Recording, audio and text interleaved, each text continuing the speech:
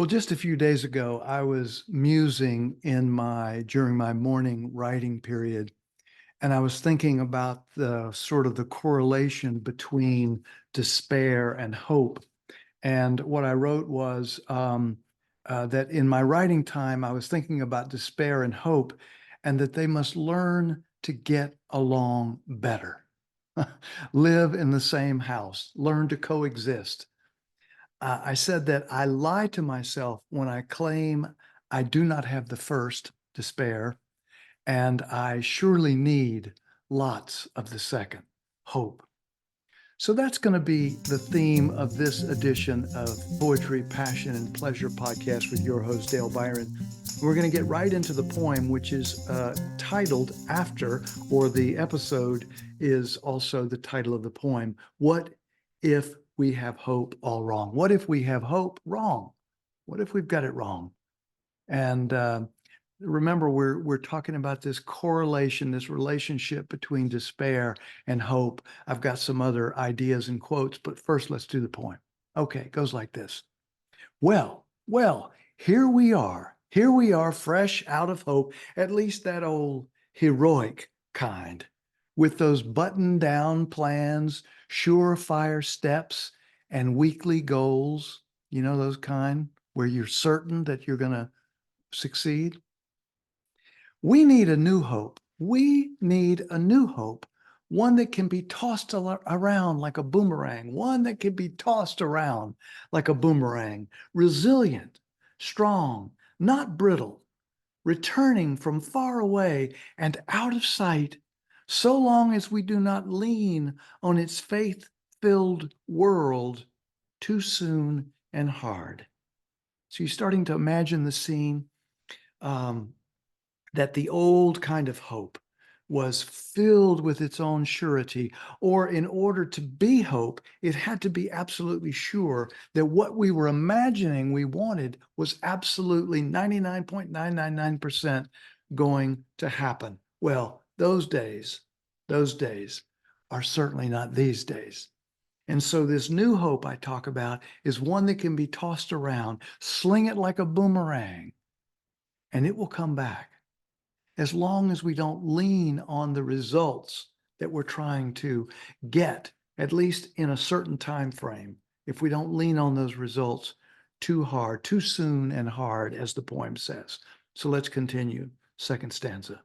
Yes, we must invite a new kind of hope that knows better, hope that's grown comfortable in its own paradoxical skin. Knowing that real hope must embrace forever its twin, despair, that it must embrace its twin, despair. It's this, our hard-headed hope, grown from the roots of the real. There's that realistic hope.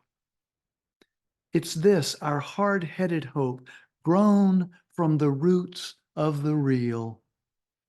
Hope that is born of a deeper faith, much stronger than belief. Let me stop there for just a minute, and just to remind us that the word believe, actually means that we are, it means that we want this thing to happen, not that it's absolutely going to happen.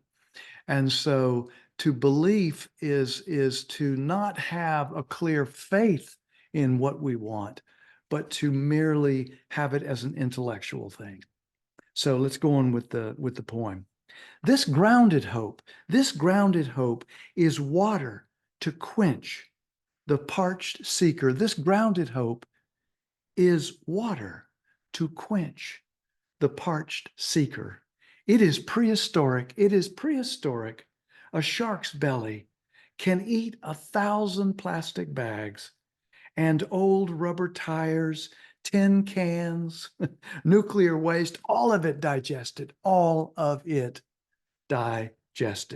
This creature, hope, who understands the top of the pyramid, who understands the top of the pyramid, having that ancient smile that both soothes and terrifies us. Well, isn't that the shark?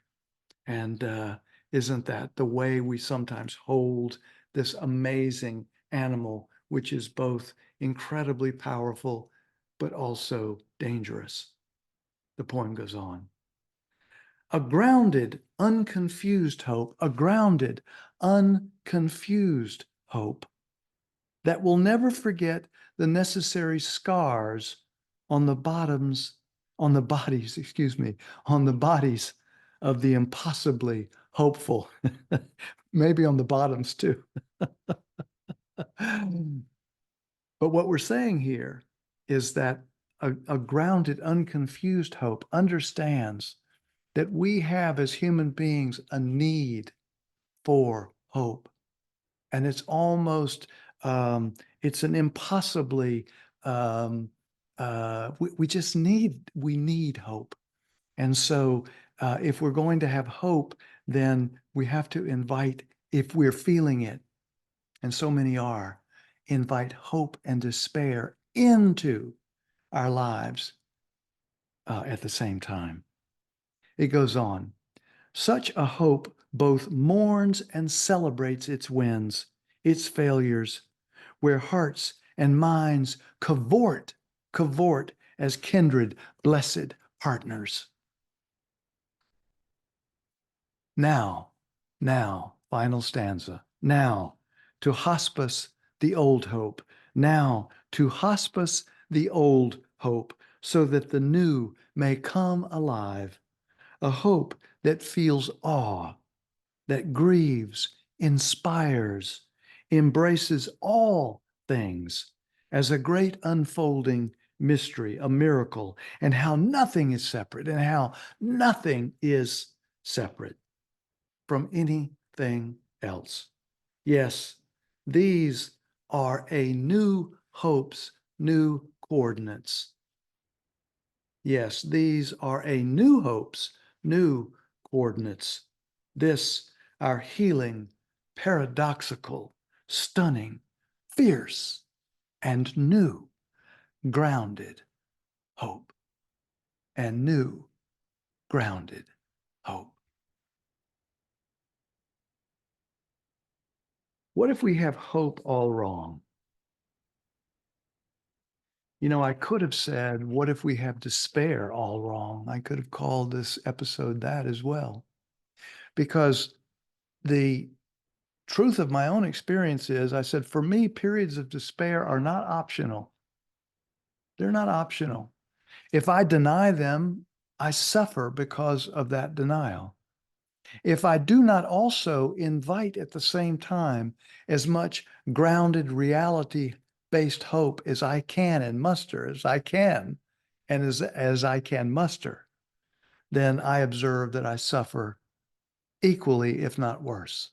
So both have to be invited. I say, hope and despair make uneasy friends. Our categorical binary culture insists on our choosing one or the other.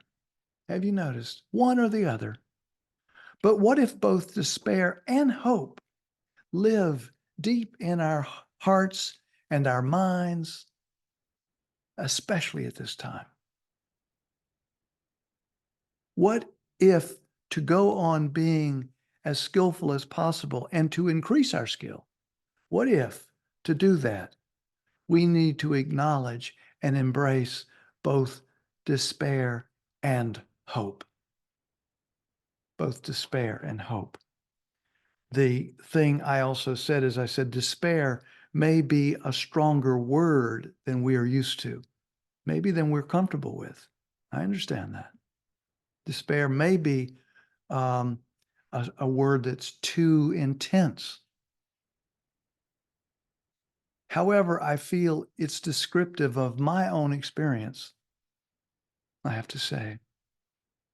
And hope has come under scrutiny in the last number of years for often being tethered to fantasy and denial. In fact, there's a term people use called hopium, you know, which is a derogative term, of course, which, you know, means that we're in denial, and it's a fantasy-based hope, a denial-based hope, just the opposite of grounded and reality-based.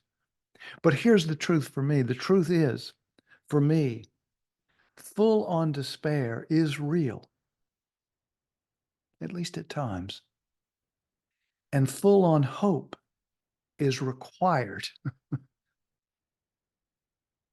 Full-on hope is required. They both must live in this battered and beautiful house of our hearts and minds, I wrote, maybe even our souls.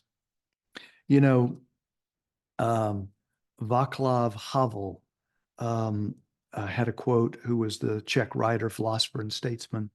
He says, hope is definitely not the same thing as optimism. We haven't talked about that, but boy, is that true. It's not the same as optimism. It is not the conviction that something will turn out well, but the certainty that something makes sense regardless of how it turns out. I think that's the kind of hope that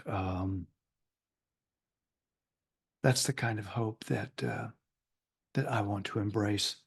The writer who I love, Annie Lamott, who I love her. This is off subject to a degree, but I love this quote. She says, I never go into my mind alone. It's a bad neighborhood. I just had to bring that in today. And poetry. So that's why you want to bring a poem in is often to inside, so that you have some breadcrumbs there to come back out. Anyway, on this business of hope, Annie Lamott said, hope begins in the dark. The stubborn hope that if you just show up and try to do the right thing, the dawn will come. You wait and watch and work. You don't give up. You don't give up. So, one more time, the last stanza of this poem, what if we have hope all wrong? Now, to hospice the old hope, so that the new may come alive. A hope that feels awe, that grieves, inspires, embraces all things as a great unfolding mystery, a miracle, and how nothing is separate from anything else. Yes, these are a new hope's newest coordinates. This, our healing, paradoxical, stunning, fierce, and new grounded hope. So, what is the correlation and the relationship between despair and hope in your own life? How are you working with hope these days? How much do you think about hope being more grounded and more reality-based? How do you think of that? I'd love to know. If you want to add a comment, send me a note. That'd be great. I want to end by saying I always appreciate so much your listening ear. If you, again, if you have a comment, please make one, like the podcast, send it to a friend if you think you know someone who would appreciate this approach to poetry and life, which is what we talk about. So, having said that, until next time and next poem or poems, please take good care of yourself. And if you can, take good care of someone else. Thanks.